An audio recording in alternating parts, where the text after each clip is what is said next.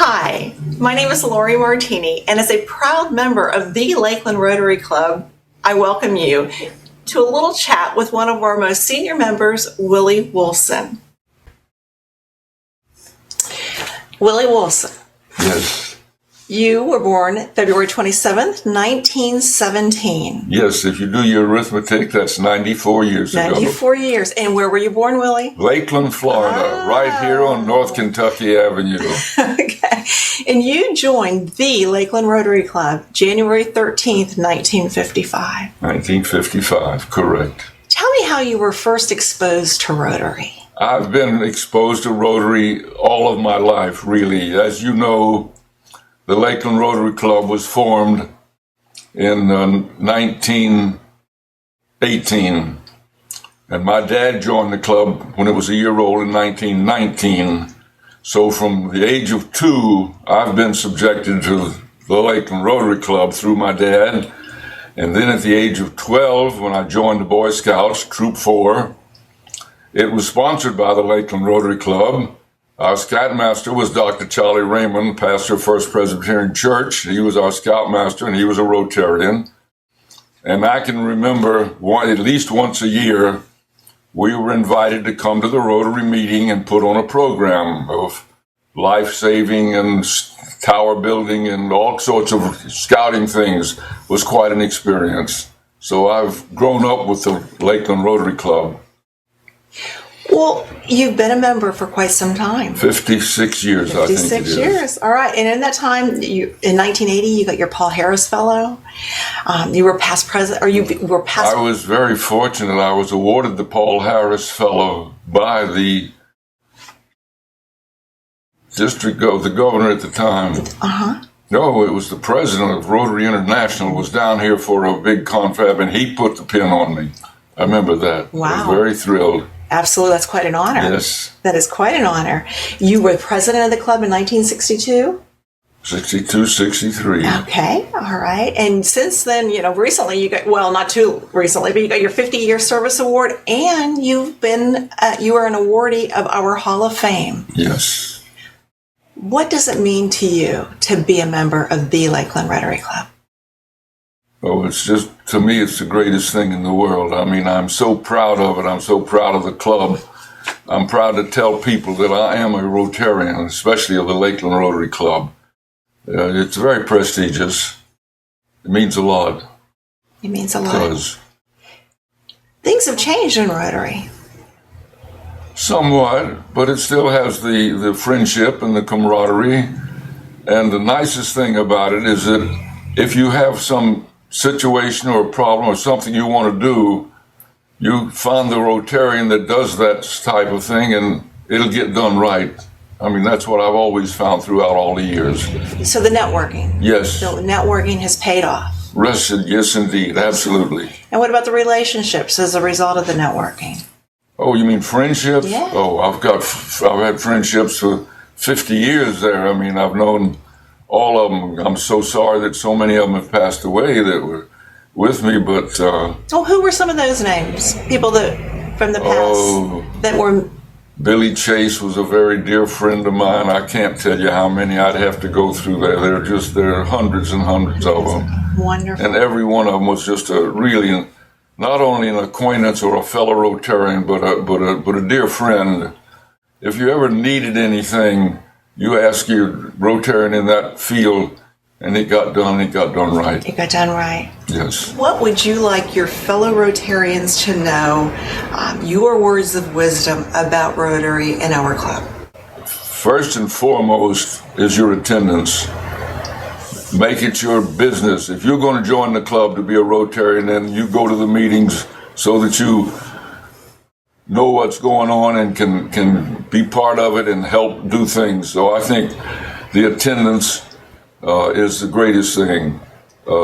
Be on a committee, get on one of the committees and work with them to do what they have to do. Of course, the camaraderie, the friendship is probably one of the greatest things in the world in the club. What about the singing? The what? The singing. Singing is fine. I love to sing, and I tell you, our songmaster is the most exuberant person in the world. When he gets up, when Captain gets up to sing, you have to sing or else. I mean, he is very enthusiastic. It gives you a sense of relaxation, more friendship. I mean, it's not just to come into a meeting and sit down and do business and leave. It's the friendship, the camaraderie among it means a whole lot. Now, Willie, tell me about that Christmas tree when you were a Cub Scout. That's a nice story. I joined the Boy Scouts. Dr. Charlie Raymond was pastor of First Presbyterian Church, was our scoutmaster. He was a Rotary sponsor of the thing. And just after my two brothers were in the troop also. In fact, as they had both become Eagle Scouts, and when the Court of Honor gave me my Eagle Scout badge, we were the first family in Florida with 3 Eagle Scout sons, and I was the youngest Eagle Scout ever. But anyhow, soon after I joined, which would have been 1929, Dr. Raymond, the Scout Hut was where Lakeland apartments are now. It was a big wooded area, beautiful woods and all. He says, wouldn't it be nice if we were to put a Christmas tree on a raft and put it out in the middle of Lake Morton so people coming around the lake? Great idea, wonderful, let's do it. So we built a raft. We cut down about a 30-foot short-leaf pine tree, mounted on the raft. Now, what kind of decorations can you put on it? So we got big croaker sacks or flour sacks, stuffed it full of moss, hung it on there, started to swim it out. It capsized. We got it back up, dried it out, put some ballast cans on it and all, and swam it out in the middle of the lake, got an old Model T Ford chassis to anchor it by, and came back. That's the prettiest thing you've ever seen, out in the middle of the lake, and the sun shining on it, and a reflection in the water. It'd never been done before that I know of, and cars had come around the lake and stopped to look at it. It was a beautiful thing. But after about 2 years, Dr. Raymond said, you can't see it at night. We need to put lights on it. So all the scouts went home, got light bulbs from home, every size, wattage, thickness. You can imagine. In those days, you didn't have colored light bulbs. They were all clear. But we dipped them in paint, different colors paint. Hung them on the tree. It must have been at least 100 bulbs. Hung some moss on there to make decorations, stuffed moss in flour sacks and hung it on there. Beautiful thing. Swam out to the middle of the lake, and we were going to have a ceremony that night to light it. Going to be the first night, and our parents came down, the city commission was there, the mayor was there, a lot of people were on the bank of the shore, and Dr. Raymond said a few words, and he had the wire coming from the tree out in the lake here, and the wire coming from the Scout Hut up here across the lake, had him in his hand, and he said a few words and all, and then he put the two together to light the tree, and the tree lit up like that. It was just unbelievable. And as soon as it did, what you don't realize is that a light bulb, when it gets hot, has to expand. But if it's covered with paint, it can't expand. It explodes. And those bulbs started pow, pow, pow, pow, 100 bulbs just blowing up. That caught the tree on fire. Now the tree's burning fire. People are coming out of their houses and all. Then it short-circuited the transformer for South Lakeland, and all South Lakeland went dark. I tell you, it was some catastrophe. I thought they were going to put us all in jail, but so at that time, Lake Morton was South Lakeland. Dr. Raymond, all South Lakeland went dark. They blew the transformer out. I thought they were going to put us all in jail, but he talked them out of it. But that was the first Christmas tree. And then from after that, we did it every year. And then, of course, now the city does it. And it's a beautiful thing. But I don't know how we grew up here in Lakeland, but we did. Somebody up there was watching out over us, no question about it. Where do you see Rotary in the future? Oh, I see it continuing to go as it does. Unfortunately, I think it's diluting just slightly from what it used to be. How so? How so? Well, I don't know. We used to it's gotten big now. I wished I knew every member in the club, and unfortunately, I go through the book. I try to learn them and try to say hello to them. But the club's gotten a little large, which is fine. But you don't get the closeness that you did before. I know when all the years I was in the club, if I needed anything done and there was a Rotarian in that field, that's who I went to because I knew it would be done right. Right. So now when it's a larger club and you don't maybe know all the faces, it's a little harder to know what they do.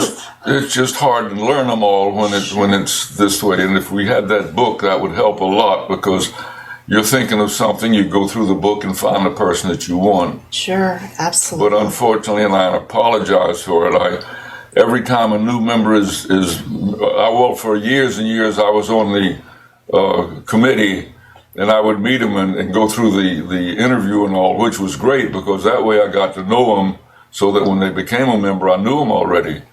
Now I don't know them until they're introduced to the club. Sure.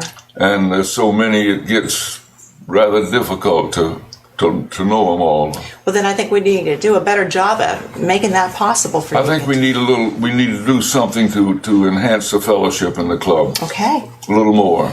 Well, I want to hear those words of wisdoms. So tell me, what are some of your most memorable thoughts about Rotary, or what you're most proud of from our club? Oh, golly, I don't know. There's so many things that Rotary has done worldwide.